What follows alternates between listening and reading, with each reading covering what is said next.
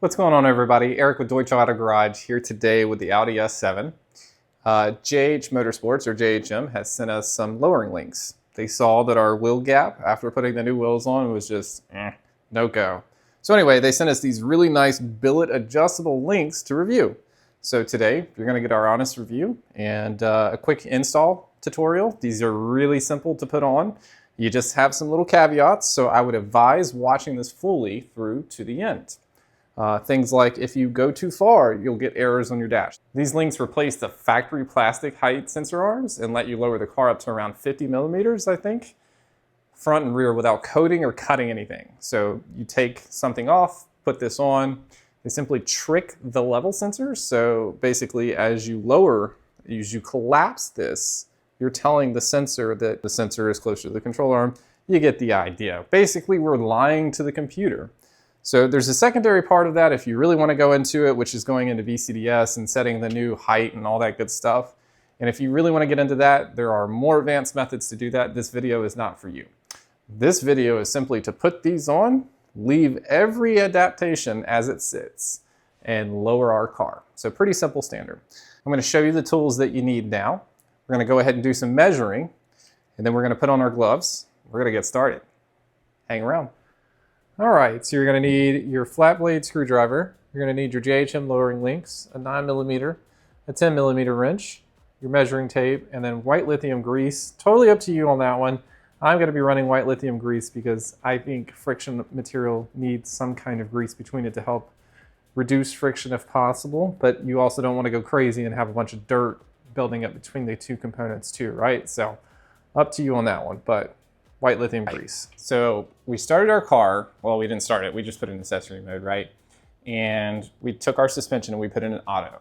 The reason we put it in auto is because we wanted to make sure we have a nice baseline on the midpoint, so comfort is high, dynamic is low. So we want to be on the center. All right, so we're gonna take our handy dandy tape measure here now that we know it's an auto and that we know the car is leveled off, it's completely happy, it's aired up, whatever needs to air up, and let out whatever needs to air out, so it's settled, right? So we're going to take it and we're going to go from the ground here. So we're going to go from all the way on the ground up to here, 28 inches. I want to get my car about an inch lower. I don't think I'm going to get very much past that. In addition, you're going to need an alignment after this depending on how low you go. So keep that in mind. You really should get an alignment either way, but if you're only doing like a 1/4 inch or so, you probably don't need to do it right away. You can get away with it for a little bit. So now that we've done our measurements, I want to go ahead and take the wheel off to do this. Now, you might be able to do this on quick jacks. You might be able to do this on ramps, whatever the case you may want to do. I'm just going to do wheel off, change it out, wheel back on. I feel like that's the best approach to this. You could get the entire side of the car up if you have 2 jacks very quickly. I do recommend putting jack stands under your car, please.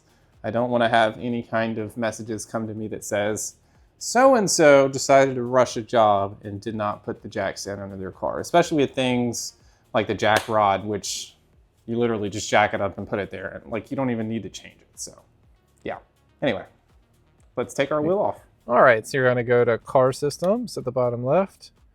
You're gonna go to servicing and checks, and then you're gonna change air suspension tire change to on. This turns our air compressors off. This is very critical. Please do not forget to do this before working on your car or working on your air suspension specifically, but definitely your car too. Okay, so we're going to go ahead and close the door very gently. Very important, don't slam your doors if you have self-lock. Okay, so why did I just lock the doors? Well, that's a great question. And the answer is, whenever you're working on this car with the key on, all of these modules are online. So that means most of your computer is online, right? So that means it's talking voltages, it's checking everything, it's doing sensor checks. But whenever you lock those doors, the car's like, just like a computer, I'm gonna go to sleep now. I don't need to be checking all of these voltages. So if you lock your door like you're supposed to, there's really not any chances of getting any kind of codes or anything else like that from disconnecting or doing anything while you're on the car. So just a precautionary thing. You don't have to, but I do recommend it. Well, I imagine you guys have seen how to jack up an S7 by now. But if you haven't, let me show you. I hear I'm popping out everywhere. So first thing we're gonna do, magically grab your little pull handle. Make sure you're in the right spot. Pull down, snaps out. Pretty simple. Then we're gonna take our big Daytona jack here. It's Harbor Freight. I paid full price.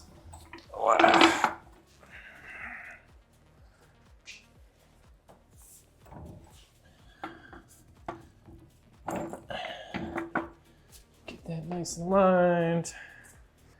And this you can find in our Amazon store list, whatever you want to call it.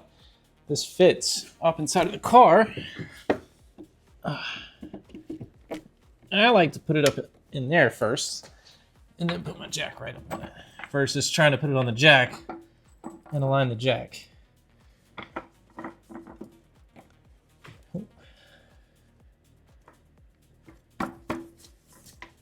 And up she goes. So we've got jack mode on in our car, right? All right, well wait, I'm gonna go ahead and take my bolts off. Now being as I have titanium wheel bolts, I'm not going to use my impact to take it off. I will just use my breaker.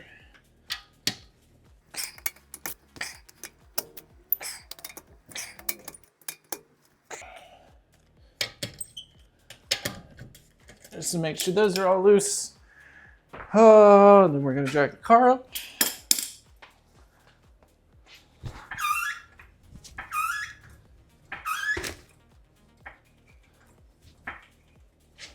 Make sure our jack's still good.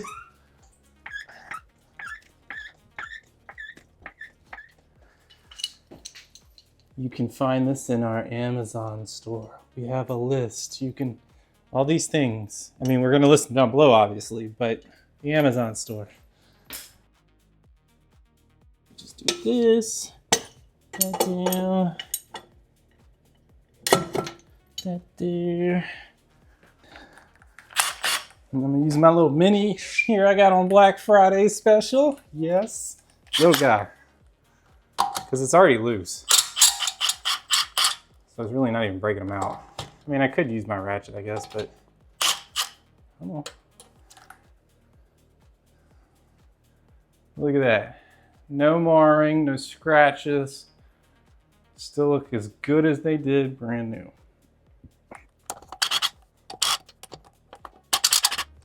Take this. Pull this off now. There. All right. Ta-da!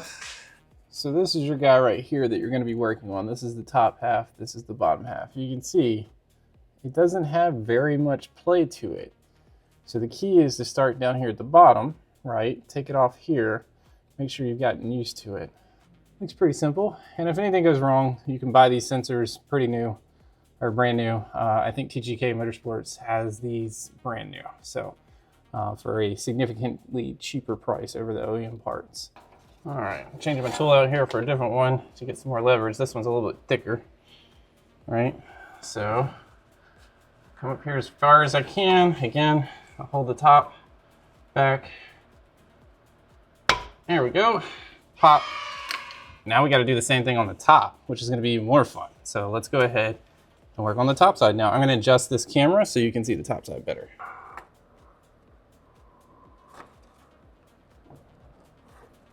There we go. So the tool actually worked better than the flat blade. So you put your tool up under there, pull towards you like this. So you see how I'm pulling towards you? And then pull straight back on the thing. So you can see there's a lot of gunk in there though. That's what you're fighting up against. And now I have brake dust all over my face. So you're welcome for these pretty shots. Now I feel like I can work that one in there. There we go. Now you can see that bottom ball joint is completely rusted. Why? Why is that rusted versus the other ones aren't? If you have any corrosion on that ball, go ahead and clean it like I'm doing here. that there, and then as you pull it towards you, pop off. Like that. Ta-da! Okay, so the trick to these is you're going to take your stock ride height sensors, right? Put them on here. You're just going to lay them flat. You can put your wrench against it if you need to. If you hear any loud thudding noises, it's the windiest day in Delaware today, which is always the windiest day in Delaware. So, I don't know. Anyway, the trash cans are blowing around outside. Regardless, we're going to take this. We're going to roll them all the way in. Roll it all the way in to the right. You're going to hold both the top and the bottom at the same time, and then you're going to take it and roll it to the left. All right? And so now I'm going to place it on the surface here and use my thumb or your finger to start to roll out. So that way you have a good visual. Now remember, your front and your rear ride height sensor arms are different lengths. So you can match your fronts up real quick, but don't think you're going to get away with that on the back and the front. You got to do different. So we're going to get really close here. So the key to remember on this, how do these work?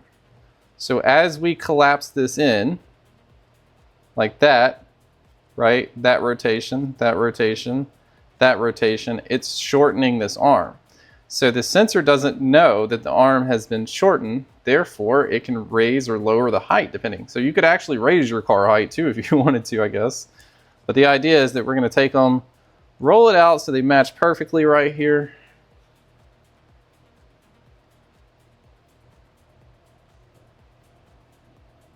One, two.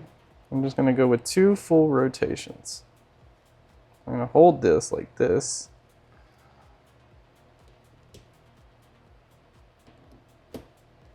All right, so I'm holding that now.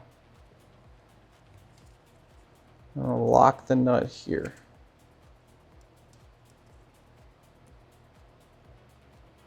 Doesn't take much. Okay, flip it around, same thing without moving it.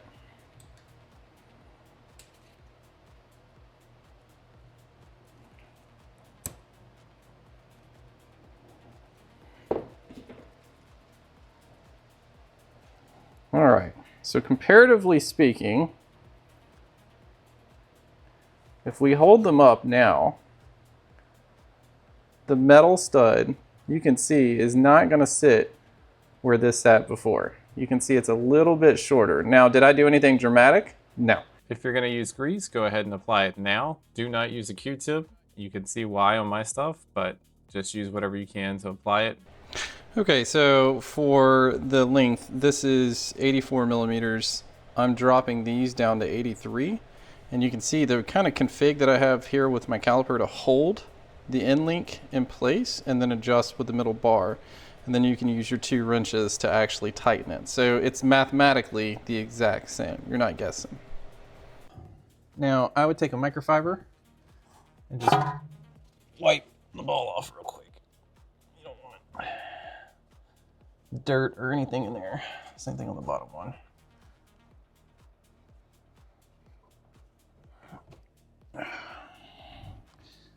And so I'm going to do the top one first because the top one looks like it's more difficult. So come in at an angle, make sure JHM logo is pointing up.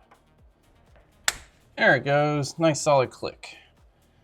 Okay, now we're going to take our pin and take it, there we go, up through, make sure it goes up through the other hole, roll it over, click, that's it. All right, so let's do the bottom side now, and then we'll do the rest of the car, and I'll show you what it looks like. That's it. That is our handy dandy new thing right there. Same thing. Now go ahead and put your little clips back in, and that should give you your lowering on that side. What did we say, 101 on the other one? Point to point on this one. 101. And on the stalker, Stalker, 103. in the exact same spot. So not a ton of drop, but I'm not looking to be dramatic on mine. Wimpy, wimpy, wimpy.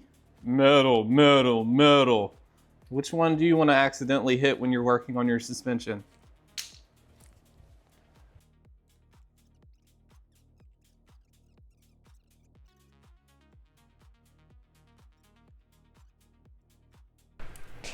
All right, so we've got everything done. Actually, tire chocks up. Very important. We got our lowering links on. All right, first before anything, turn the car on. It's still in jack mode technically. Turn that down, that's very important. We're gonna go to servicing and checks again.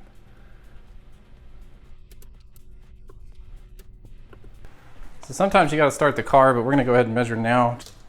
We are at 28 and some change in the front now. We've gone up. Okay, so one of the first things that I'm gonna do, and this is totally up to you, again, and this is just what I recommend, is I'm gonna take and I'm gonna do a red paint mark that I can see very clearly. I'm doing the top nut too. You don't really have to, but it's just a habit so I can see movement. Okay, so hopefully you can see my nut there. I'm gonna go from the other direction. I was trying to get a better angle, but this is very challenging to do with a camera on. I did take the wheels off to try to get a better angle, but that did not happen, so meh. So remember, we're gonna go righty loosen in this particular case. So loose. So these things should not be super tight, right? And one of the things that I like to do is before I start rotating, is just make sure these it's kind of in the right spot. So now, I'm gonna move my head so I can see. I'm gonna take, and I'm gonna go to the right, 1 full rotation, 2 full rotations. And there you go. So, yeah, back here, screw up a little bit. Right there. And I like to take and just move the joint right there.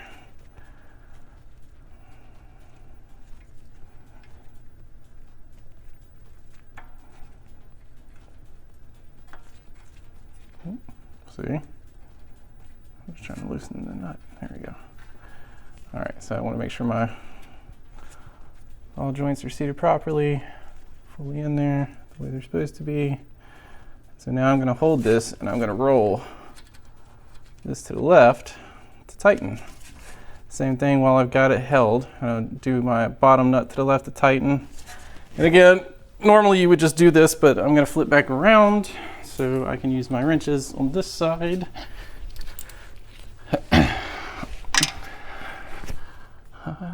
Baby. And then we're going to come here and we're going to rotate to the left if you're under the car because that is tightening. On these anyway.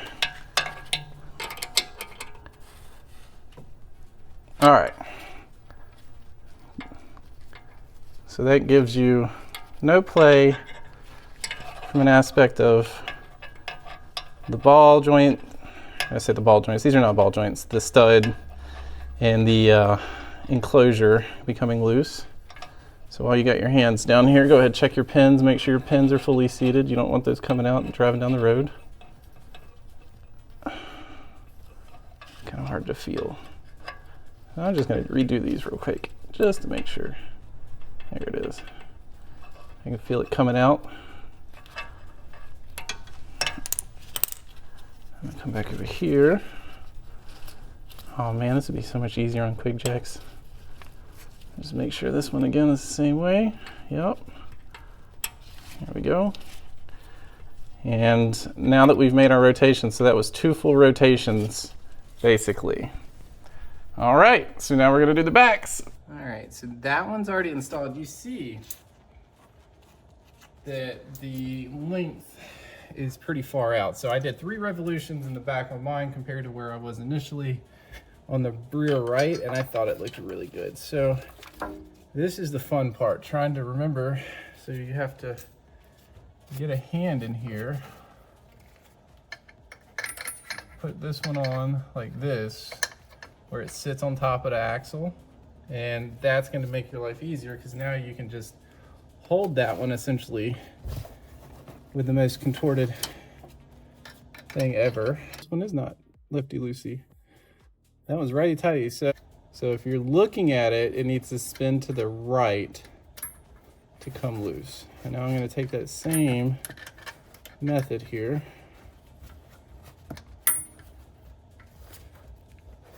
First, before I do anything else, because it's starting to get close to releasing. I should have done this earlier, but I'm just going to do it now.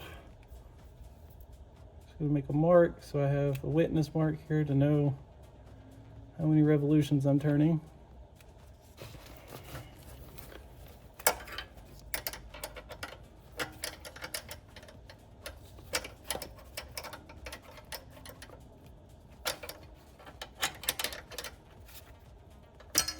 There we go.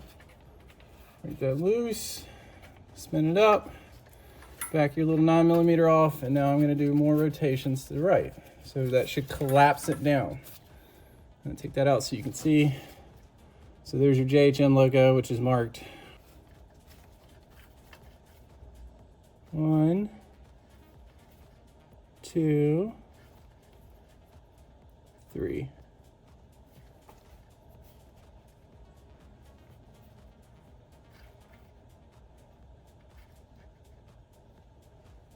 So that should be perfect. If it's not, we'll take it off and we'll do it again. So now we're going to take our 9mm, put it back in there. There we go.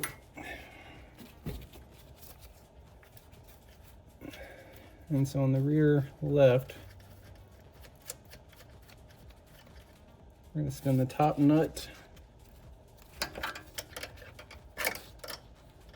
counterclockwise.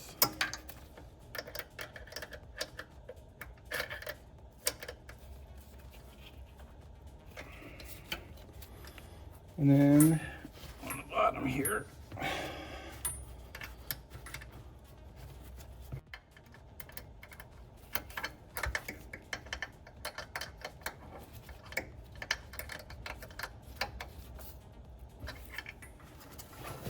there we go. You should be able to wiggle it back and forth like this. Both the top and the bottom should have kind of a straight line. It shouldn't be cockeyed. If you do have them cockeyed, you will get a squeaking noise, and that lets you know real quick that you've got a mistake. Also, in addition, this bottom bracket down here, mine's pretty rusted on both sides, so keep that in mind and make sure you clean that when you're working on it. Other than that, I don't know about the grease. We'll see how it plays out. So far, it looks okay, but you know how that goes. Anyway, so that's the rear left. So let's go ahead and put the wheel back on and see how it looks now. I don't think you're going to be able to get to this one without taking the wheel off. Honestly, I feel like you really need to take the wheel off. So just a little pro tip on you for that one. Anyway, let's put the wheel back on. All right, so you just put your wheels back on, you're ready to go. You start your car and you don't really feel like the ride height has changed much. Pause. Do not run around adjusting your other end links yet. Go back into the car and change the mode. So we should have been into auto before. I want you to go to dynamic or comfort, doesn't really matter, either way.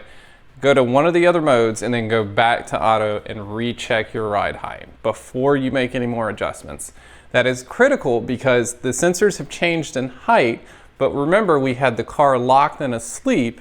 So when we started the car, it's not like the car when sitting static is going to understand that things have dramatically changed. It needs some kind of movement to trigger that check, right? So anyway, just a pro tip. If you don't freak out, don't continue to do micro adjustments thinking that something's not working right or something like that. Just change from auto to dynamic and then back to auto to measure your ride height. So past that, you're pretty much done. Everything else is just making more adjustments from here and making sure you're happy. So stock ride height.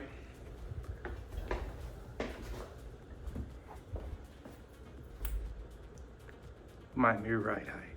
Yeah. All right, I think you can tell 27 inches for me is about the way to go. Now, I'm not gonna go any lower right now. I could, but there's a special treat for you coming next week, which I'll discuss in just a second. So again, 2 fingers, I'm on dynamic mode right now. 2 fingers in the front. Walk over. 2 fingers, you got a little bit of room. Can you fit 3? Kind of, 2.5. But you got to accommodate for load in the back, right? So if you're going to have a bunch of weight in the back, which I generally tend to carry stuff, it's just all unloaded right now. I think that that's the way to go right there for me.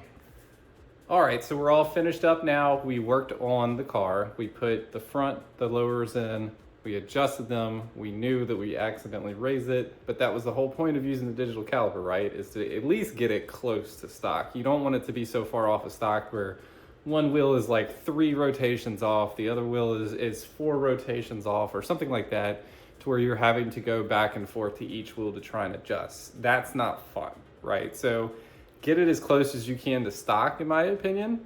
And then if you really want to go back and adjust how far you want your drop to go, I kind of feel like that's the right way to go, because everybody's opinion of what's lower is going to be different, or what's low enough, I guess, technically. So for me, this is low enough right now. It's like 27 inches, I think. But the point being is I also have another video coming out next weekend from Penatech Auto. They sent over their speed controller, or their lowering control, their air controller module, which is going along with these JHM lowering links, right? So we put our lowering links on, we set our static height to a new low, and now we have a controller that will allow us to go up or down bass from that actual new point or new height. So I look forward to showing you that video as well. It's going to be a good one. But for the moment, this looks great. I'm extremely happy with how it turned out. I have no problems. I drove them in the snow, I drove them in the rain, I drove them all over the place, and then I adjusted them. So I actually tested them before I went and adjusted them, and then I tested them again after, and had no issues. If they squeak when you first back up or first articulate them, don't worry. Like it may happen once or twice, but it plays out perfectly, especially if you use grease like I did. I think that was part of keeping the metal on metal contact reduced, but I didn't have any squeaks, haven't had any squeaks, so that's it. So Eric with Deutsche Auto Garage, thank you for watching, thank you for liking, thank you for subscribing. Here is some bonus footage that we took that I think you're gonna enjoy.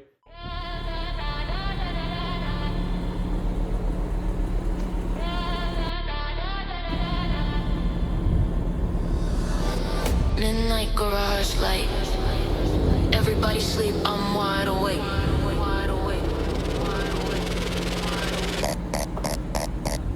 Go to work, get paid. Buy car parts, spin wrenches. See how I pay. Drop gears, anti-lag in bed. Blast off, hands black, ankles cut. Still I'm smiling. Girls straight home, no get on the porch, rip it open, new violence. Pulse tight, dreams loud, whole block silent. Neighbors want peace, I want boost pressure. Same ritual, same miss, same measure. If you hear it, you know it, no lecture. I'm addicted to the pool, no lesser.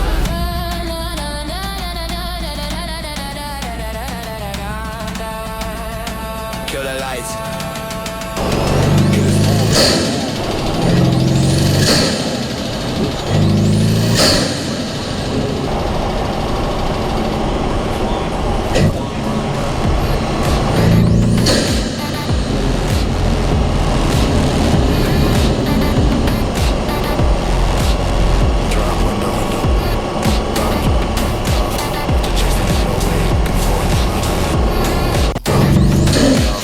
Chase the night away, looking for another.